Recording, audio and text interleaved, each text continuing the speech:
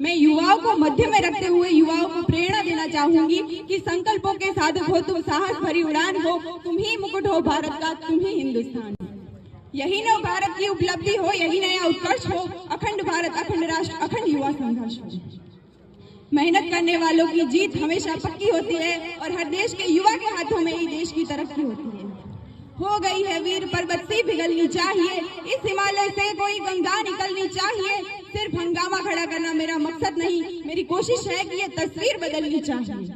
मेरे सीने में ना ही सही, तेरे सीने में ही सही, पर ये आग जलनी चाहिए, ये आग जलनी चाहिए।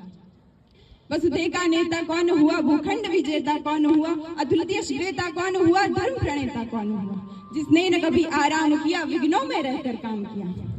क्या पता कब मौत का पैगाम आ जाए, क्या पता कब जिंदगी की आखिरी शाम आ जाए।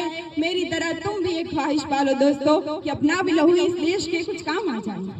फिर इस देश का युवा कहता है मैं भी भगत सिंह की तरह इस फांसी के फंदे पर चढ़ूं। यह जरूरी नहीं कि देश का हर युवा भगत सिंह की तरह फांसी के फंदे पर ही चढ़े, वो चांद और मंगल पर भी चढ़ सकता है। यह भी जरूरी नहीं कि देश की बेटियां रानी लक्ष्मीबाई की तरह तलवार लेकर घोड़े पर ही दौड़े, वो हिमा दास की तरह मेडल लेकर ट्रैक पर भी दौड़ सकती है।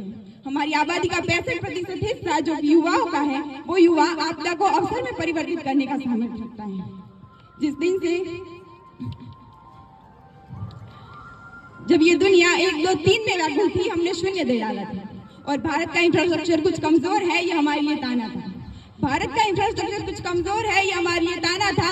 दोस्तों याद करा तो सबको श्री राम ने त्रेता युग में सेतु बना डाला था। कहते हैं युवा शक्ति है, युवा सशक्त है, युवा आधार है, युवा विचार है, युवा नायक है। तो जो युवा नायक है वो विधायक क्यों नहीं? ये मैं इसलिए पूछना चाहती हूँ कि उन्नति की इस राह पर निरंतर आगे बढ़ने के लिए युवा नेतृत्व की अहम भूमिका एवं आवश्यकता है।